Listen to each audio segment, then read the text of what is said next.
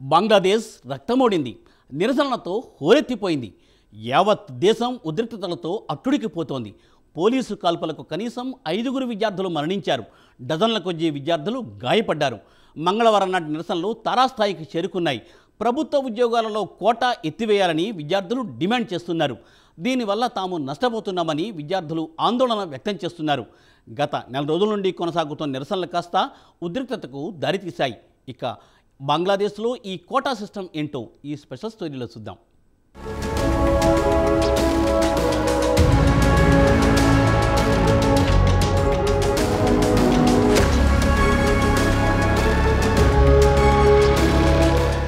మన పొరుగున ఉన్న బంగ్లాదేశ్లో గత నెల రోజుల నుంచి నిరసనలతో హోరెత్తిపోతోంది. ఇక నిరసనకారుల ప్రధాన డిమాండ్ విషయానికి వస్తే 1971లో పాకిస్తాన్తో బంగ్లాదేశ్ స్వాతంత్ర్యం కోసం పోరాటం చేసిన వార్ వెటరన్స్ కుటుంబాలకు ప్రభుత్వ ఉద్యోగాల్లో ఇస్తున్న 30% కోటాను ఎత్తివేయాలని డిమాండ్ చేస్తున్నారు.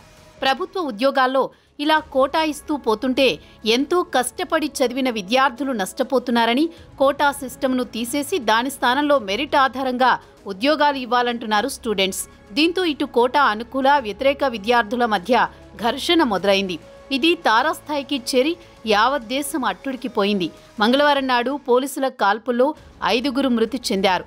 డజన్ల కొద్దీ విద్యార్థులు గాయపడ్డారు.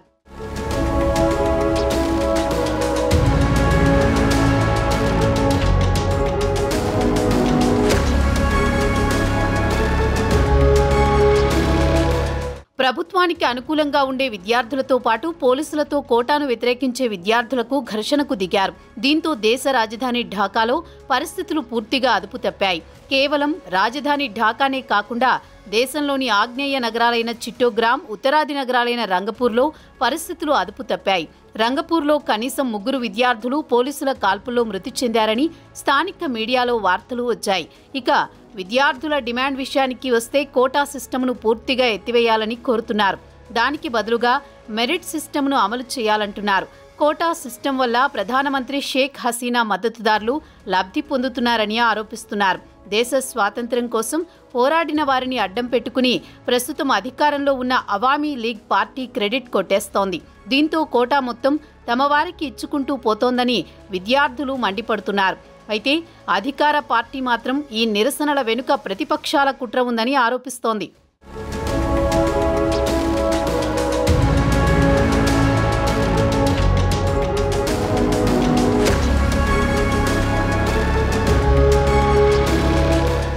సోమవారం నాడు ఢాకా యూనివర్సిటీలో ఘర్షణలు మొదలయ్యాయి.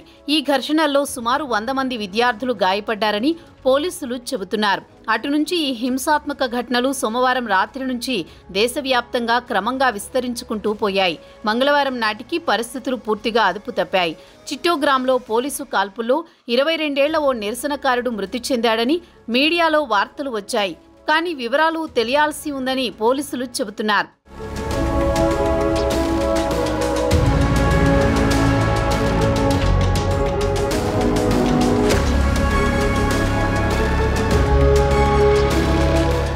ఇక మన దేశంలో మాదిరిగానే బంగ్లాదేశ్లో విద్యార్థులు ప్రభుత్వ ఉద్యోగాల కోసం ఎక్కువ మొగ్గు చూపుతున్నారు. అయితే బంగ్లాదేశ్లో ప్రైవేట్ రంగంలో ఉద్యోగాలు మెరుగ్గానే ఉన్నాయి. ప్రభుత్వ ఉద్యోగాల్లో అయితే ఉద్యోగ భద్రత ఉంటుందని చాలా మంది విద్యార్థులు ప్రభుత్వ ఉద్యోగాల కోసం కష్టపడి చదువుతుంటారు. ప్రతి ఏడాది దేశంలో సుమారు 3000 ప్రభుత్వ ఉద్యోగాలు అందుబాటులోకి వస్తాయి. దీనికి సుమారు 4 లక్షల మంది గ్రాడ్యుయేట్లు దరఖాస్తు చేసుకుంటారు. దీంట్లో 30% కోటా పోతే మెరిట్ ఉద్యోగస్తులు తీవ్రంగా నష్టపోతారని విద్యార్థులు రోడ్డెక్కి ప్రభుత్వానికి వ్యతిరేకంగా నిరసనలకు దిగుతున్నారు.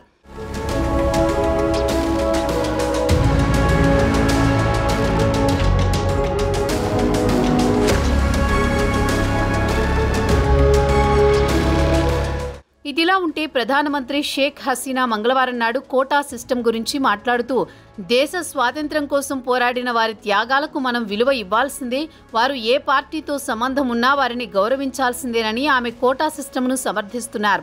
బంగ్లాదేశ్ స్వాతంత్ర్యం కోసం వారు 1971లో తమ కుటుంబాలను, తల్లిదండ్రులను, తమ కలలను అన్నీ పక్కన పెట్టి యుద్ధంలో ప్రాణాలు కోల్పోయారు.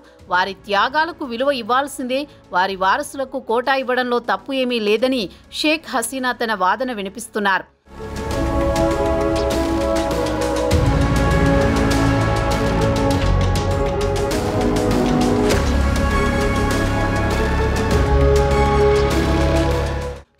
హసీనా వాదనతో విద్యార్థులు ఏకీభవించడం లేదు. నిరసనగా వారు దేశంలోని జాతీయ రహదారులతో పాటు రైల్వేలను ఎక్కడికక్కడ దిగ్బంధం చేశారు. అయితే ఢాకా యూనివర్సిటీ విద్యార్థుల వాదన మాత్రం కోటా సిస్టమ్ వల్ల తాము నష్టపోతున్నామని, 6 సంవత్సరాల పాటు యూనివర్సిటీలో చదువుకున్న తాము బయటికి వచ్చిన తర్వాత ఉద్యోగం లభించకుంటే తమ కుటుంబం తీవ్రంగా నష్టపోతామని వాదిస్తున్నారు.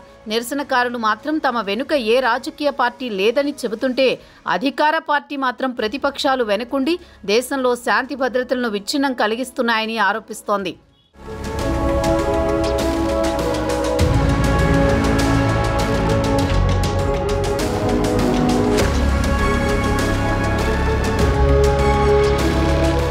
ఇదిలా ఉంటే 2018లో విద్యార్థులు కోటా సిస్టమ్ను రద్దు చేయాలని దేశవ్యాప్తంగా పెద్ద ఎత్తున నిరసన ప్రదర్శనలు చేశారు.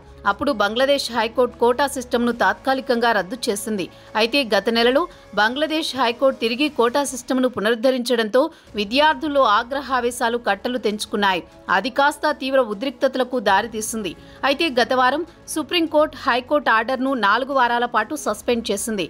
చీఫ్ జస్టిస్ నిరసన తెలుపుతున్న విద్యార్థులను వెంటనే క్లాసులకు హాజరు కావాలని కోరారు.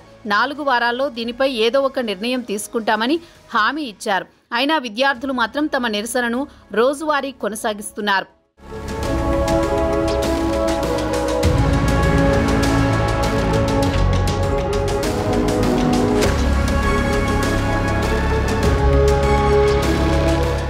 అయితే ప్రభుత్వ ఉద్యోగాల్లో కోటా విషయానికి వస్తే మహిళలకు, వికలాంగులకు, మైనార్టీల కోటా విషయంలో విద్యార్థులు ఎలాంటి అభ్యంతరాలు వ్యక్తం చేయడం లేదు.